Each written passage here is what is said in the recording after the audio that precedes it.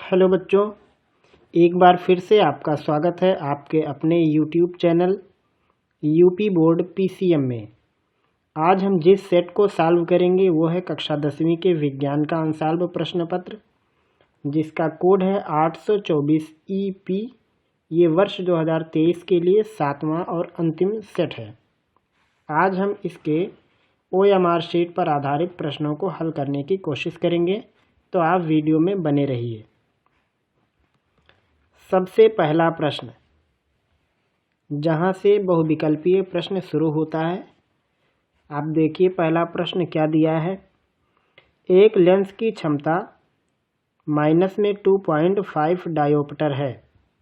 Lens की focus दूरी और प्रकृति कितनी है? ये सवाल है। तो सबसे पहले इस सवाल को हल करते हैं। सवाल नंबर 1, इसमें दिया है लेंस की क्षमता, इसको हम P से लिखते हैं और वैल्यू है -2.5 डायोप्टर। अब निकालनी है फोकस दूरी। तो फोकस दूरी का सूत्र होता है 1/पावर और पावर की वैल्यू है -2.5। अब इसको अगर आप 1 को ऐसे ही रहने दोगे तो वैल्यू मीटर में आएगी और उसको सेंटीमीटर में भी बदल सकते हो, यानी ये वैल्यू है मीटर में। या फिर आप लिख सकते हो 100 से -2.5, ये 100 में -2.5 से डिवाइड करोगे, अब ये सारी वैल्यू आएगी सेंटीमीटर में। तो डिवाइड करने पे आपको मिलेगा -40 यानी 40। तो इसमें सवाल में दिया हुआ था कि फोकस दूरी भी बताओ और प्रकृति। तो फोकस दूरी 40 सेंटीमीटर और ऋणात्मक है, इसलिए ये अवतल है। तो अब देखते हैं अपने ऑप्शन में है या नहीं। फोकस दूरी 40 और वो अवतल होना चाहिए, ये इसका सही जवाब हुआ। अगला सवाल है, यदि वैद्युत शक्ति P और प्रतिरोध R से व्यक्त होता है तब वैद्युत धारा व्यक्त होगी, किससे दिखाया जाएगा उसको? तो इस सवाल का आप जवाब देखिए। जो पावर का सूत्र होता है वो होता है I²R। तो करंट के लिए अगर हम इक्वेशन लिखेंगे तो हमें मिलेगा I² की वैल्यू P/R, या केवल I की वैल्यू निकालनी है तो हमें एक तरफ का वर्गमूल लेना पड़ेगा, यानी P/R आएगा करंट की वैल्यू। अब देखते हैं P/R किस में है। तो P/R है चौथे वाले पार्ट में। तीसरा सवाल, प्रकाश की चाल माध्यम 1 और माध्यम 2 में V1 और V2 है, तब माध्यम 1 का अपवर्तनांक माध्यम 2 के सापेक्ष होता है।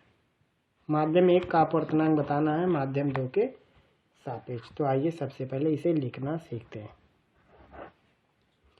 अपवर्तनांक को लिखने का तरीका है N1 V1 इक्वल होता है N2 V2, जहाँ N1 का मतलब होता है पहले माध्यम का अपवर्तनांक और V1 का मतलब उसमें लाइट की स्पीड, N2 दूसरे माध्यम का अपवर्तनांक, V2 उसमें स्पीड। तो अब इसमें कहा था कि माध्यम 1 का बताओ 2 के सापेक्ष, तो जिसके सापेक्ष निकालना होता है उसको नीचे रखना पड़ता है। तो हम इसको लिख सकते हैं N1/N2 इक्वल हो जाएगा ये V2/V1। ये वाली वैल्यू बनेगी। N1/N2 इक्वल बनेगा V2/V1। इसको आप लिख सकते हो शब्दों में, अगर लिखना हो तो आप इसको लिख सकते हो कि ये लिखा हुआ है माध्यम 1 का अपवर्तनांक, जो ऊपर होता है उसी का अपवर्तनांक लिखा जाता है। माध्यम 1 का अपवर्तनांक माध्यम 2 के सापेक्ष, वो बनेगा V2/V1। ये हो जाएगा इस सवाल का जवाब। आप देखिए इसमें है कि नहीं। तो ये वाला इसका जवाब है V2/V1। अगर सवाल में ऐसा होता कि माध्यम 2 का अपवर्तनांक माध्यम 1 के सापेक्ष बताओ, तब ये जवाब सही होता। 2 का अपवर्तनांक 1 के सापेक्ष, तो जिसके सापेक्ष निकालना हो वो चीज़ नीचे रहता है और जिसका निकालना हो उसको ऊपर लिखना रहता है। विस्तार से इसे सीखने के लिए आप हमारा अपवर्तनांक का वीडियो देख सकते हैं, जो कि प्रकाश का परावर्तन और अपवर्तन चैप्टर का जो प्लेलिस्ट है उसमें मिलेगा आपको। तो उसमें आपको इसकी डिटेल मिल जाएगी, इसका डेरिवेशन भी आपको उसमें मिलेगा। उसके बाद फिर अगला इसमें चौथा है कि इनमें से कौन सा असत्य कथन है, मतलब कौन सा इसमें गलत लिखा हुआ है। चुंबकीय क्षेत्र रेखाएं चुंबक के उत्तरी ध्रुव से प्रकट होती हैं, ये बात सही है। प्रकट होता मतलब निकलना। चुंबकीय क्षेत्र रेखाएं चुंबक के भीतर दक्षिण से उत्तर चलती हैं, ये भी बात सही है। चुंबकीय क्षेत्र रेखाएं परस्पर एक दूसरे को प्रतिच्छेदित करती हैं, यही बात गलत है, जो कि इसके हिसाब से सही हो जाएगा। 5वां सवाल है, इनमें से किस दर्पण का दृष्टि क्षेत्र अधिकतम होता है। तो इसमें इस सवाल का सबसे पहले आपको मतलब समझना होगा। दृष्टि क्षेत्र का मतलब होता है सरफेस एरिया जिस पे रिफ्लेक्शन होता है वो किसका सबसे अधिक होता है। तो अगर आप अवतल दर्पण को देखोगे तो जो बाहरी भाग होता है, पहले तो यहाँ हम आपको बना के दिखाएं तो ज़्यादा समझ आएगा कि इन्होंने पूछा क्या है। जो चौथा प्रश्न है हम यहाँ एक बना देते हैं, ये है अवतल दर्पण और ये है एक उत्तल दर्पण और ये है एक समतल दर्पण। दृष्टि क्षेत्र का मतलब होता है कि इस पे रिफ्लेक्शन हो रहा है उस सरफेस की एरिया। तो अगर आप समतल दर्पण में देखोगे तो जितना क्षेत्रफल पालिश वाले का है उतना ही क्षेत्रफल सामने परावर्तन का है, तो इसमें दृष्टि क्षेत्र में वृद्धि नहीं होती। आप इसमें देखो तो यहाँ पे आप देखोगे कि ये वाला जो एरिया है अवतल दर्पण का और ये जो बाहर वाला एरिया, तो बाहर वाला जो एरिया है ये अधिक होता है, अंदर वाला कम होता है। आप अगर पृष्ठीय क्षेत्रफल निकालना जानते हो तो सूत्र होता है 4πr²। बाहर का क्षेत्रफल अगर किसी गोले का हमें निकालना है, तो चूंकि ये गोले का पार्ट होता है, तो अगर मान लो ये थोड़ा सा शीशा मोटा हो या हल्का सा ही मोटा हो तो बाहर वाले की त्रिज्या अंदर वाले की अपेक्षा अधिक होगी। तो जिसकी त्रिज्या अधिक होगी उसकी वैल्यू अधिक आ जाएगी। यानी इसमें अधिक क्षेत्रफल पर पालिश है और कम वाला जो क्षेत्रफल है उससे परावर्तन हो रहा है, तो इसका दृष्टि क्षेत्र कम है। वही बात आप यहाँ देखें तो कम वाले क्षेत्रफल पर पालिश हो गई है और अधिक वाला क्षेत्रफल खाली पड़ा है, तो इसका अधिक है दृष्टि क्षेत्रफल, इसके पास अधिक दृष्टि क्षेत्रफल इसमें पाया जाएगा, वो होगा उत्तल दर्पण। देखते हैं कहाँ पे है। तो पहला वाला ऑप्शन ही है उत्तल दर्पण। 6वां सवाल, R और 2R ओम के प्रतिरोधों को श्रेणी क्रम में जोड़ने पर कुल प्रतिरोध R1 मिलता है और समांतर क्रम में जोड़ने पर कुल प्रतिरोध R2 मिलता है। तब R1 और R2 में रिलेशन आपको बताना है। तो आइए देखते हैं, यहीं पर इसको लगा देते हैं। ये है 6वां सवाल और ये वाला जो था ये 5वां सवाल था। R और 2R के प्रतिरोध को जोड़े हैं तो श्रेणी क्रम में R1 मिला। श्रेणी क्रम में जोड़ने का तरीका क्या है कि प्रतिरोधों को आप सीधा सीधा जोड़ दो। तो एक R था एक 2R था, तो ये मिला के हो गया 3R। चलो इसको एक समीकरण कह लेते हैं। समांतर में जोड़ने पर R2 आया।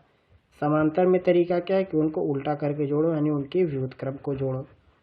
अब हर बराबर करने के लिए 2 से गुणा हो जाएगा, तो ये हो जाएगा ऊपर 2 1 3 3/2R। तो अगर आप यहाँ से देखोगे तो आपको R2 की वैल्यू मिलेगी 2R/3, ये आपको मिल जाएगा। जब आप पलटोगे तो 2R ऊपर 3 नीचे। अब R1/R2 की वैल्यू निकाल लो। तो R1 की वैल्यू है 3R और R2 की वैल्यू 2R/3। नीचे का 3 ऊपर हो जाएगा, R से R कट जाएगा तो ये आएगा 9/2। यानी R1 और R2 का अगर अनुपात देखेंगे तो आपको मिलेगा 9/2। देखते हैं ऑप्शन में है कि नहीं। यहाँ पे आपको मिलेगा R1/R2 का अनुपात 9/2। ये हो जाएगा इस सवाल का जवाब। आप चाहे तो आंसर देख सकते हैं, यहाँ पे हमने लगाया है छोटा सा। उसके बाद है अगला सवाल। धारावाही वृत्ताकार कुंडली में फेरों की संख्या n गुणा बढ़ाने पर कुंडली के केंद्र पर चुंबकीय क्षेत्र कितना हो जाएगा। तो सबसे पहले हम एक वृत्त के कारण जो चुंबकीय क्षेत्र बनता है वो लिख के दिखा देते हैं यहीं पे छोटा सा। चुंबकीय क्षेत्र का जो सूत्र होता है सर्कुलर कॉइल के लिए वो होता है μ0/4 पाई I × 2 pi R by R²। ये होता सूत्र। आप चाहे तो इसको हल वल करके भी लिख सकते हो कि 2 पाई से 2 पाई काट दिया तो μ0/2 I R से R काट दिया तो I/R। तो ये होता है जब एक राउंड लगा हो। अगर n राउंड होंगे तो n से गुणा हो जाएगा यहाँ पे। तो जितना राउंड होगा चुंबकीय क्षेत्र उतना गुना इंक्रीज होता हुआ चला जाएगा। तो यहाँ पे देखेंगे n गुना बढ़ता है, कहाँ पे लिखा है तो 7वें का पहला खंड जो दिया उसी में लिखा हुआ है कि n गुना बढ़ जाता। ये हो जाएगा इसका सही जवाब। उसके बाद शुरू होता है यहाँ से केमिस्ट्री का खंड। CH3CH2OH का IUPAC नाम बताओ। तो ये एथिल एल्कोहल है CH3CH2OH और इसकी IUPAC होती है एथेनॉल। 9वां है निम्न में से कौन सी एक दहन अवक्रिया। दहन अवक्रिया मतलब जिसमें ऊष्मा वगैरह निकलती हो वो अवक्रिया आपको देखनी है कि इसमें कौन सा है। तो आप देखो यहाँ पे ऊष्मा प्रकाश की बात की गई है, यही वाली अवक्रिया है। और उसके बाद ये 10वां ये सिलेबस से गायब है जो कि पीरियाडिक टेबल यानी आवर्त सारणी से संबंधित है। 11वां है प्लास्टर ऑफ पेरिस का रासायनिक सूत्र है। तो जो डी वाला लिखा हुआ CH4 × ½ हेमीहाइड्रेट वाला सूत्र ये प्लास्टर ऑफ पेरिस का है। शुद्ध जल का pH कितना होता है 7। ये आपके लिए बहुत इंपॉर्टेंट है, लगभग आपको हर पेपर में मिल जाएगा। एल्डिहाइड में कार्यात्मक समूह कौन होगा। तो एल्डिहाइड का कार्यात्मक समूह होता है CHO। ये इसका सही जवाब हो जाएगा। ये एल्कोहल का है, वो एल्डिहाइड है। और आगे चलते हैं और दिखाते हैं आपको प्रश्न। ये जो है ये कीटोन का है, आपको केवल एल्डिहाइड चाहता हूँ ना। और ये है कार्बोक्सिलिक एसिड का। तो ये भी आपके काम का नहीं, वो भी काम का नहीं, जो पीछे हमने लिख दिया। 14वां प्रश्न है। अब यहाँ से बायो का खंड शुरू होता है। निम्न में से कौन उत्पादक है, मतलब कौन अपना भोजन खुद तैयार करता है। तो वो है हरे पौधे। मटर के लंबे पौधे जिसे हमने कैपिटल T से दिखाया और बौने पौधे स्मॉल t से के मध्य क्रॉस कराने पर प्रथम संतति पीढ़ी कैसे मिलेगी। तो जो ये लिखा हुआ है यही आएंगे। टोटल लंबे हैं तो पहले संतान लगभग वैसी ही होगी, बाद में धीरे धीरे बदलाव होता है। 16वां सवाल है। निम्न में से कौन सा जोड़ा प्रकाश संश्लेषण की अवक्रिया में प्रयोग होता है। मतलब इसमें जोड़े में जो है कौन सा प्रकाश संश्लेषण में लिया जाता है। कार्बन डाइऑक्साइड और ऑक्सीजन। ये गलत है। प्रकाश संश्लेषण में कार्बन डाइऑक्साइड की जरूरत पड़ती है जबकि ऑक्सीजन बाहर निकलता है। जल और ऑक्सीजन ये भी गलत है। जल की तो जरूरत पड़ती है लेकिन ऑक्सीजन की नहीं पड़ती। जल एवं कार्बन डाइऑक्साइड ये सही है। प्रकाश संश्लेषण में जल भी चाहिए और कार्बन डाइऑक्साइड भी चाहिए। तो 16वां का तीसरा खंड सही है।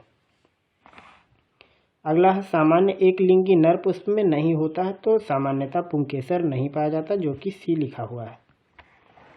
और उसके बाद है इंसुलिन स्रावित होता है कहाँ से, वो अग्न्याशय से। ये भी काफ़ी इम्पोर्टेंट है, कई सेटों में आपको मिलेगा इंसुलिन के बारे में। तो अग्न्याशय के द्वारा वो स्रावित होता है। 19वां और 20वां सिलेबस से बाहर। तो ये हैं कुल 20 प्रश्न जो कि OMR शीट पर आधारित हैं। आगे भी जो प्रश्न हम उनको भी आपको एक बार दिखाते हैं। अवतल दर्पण से किसी वस्तु का आभासी प्रतिबिंब प्राप्त करने के लिए किरण आरेख बनाइए। इस दर्पण का कोई एक उपयोग भी लिखिए। ये पीछे के सेट में आया हुआ है।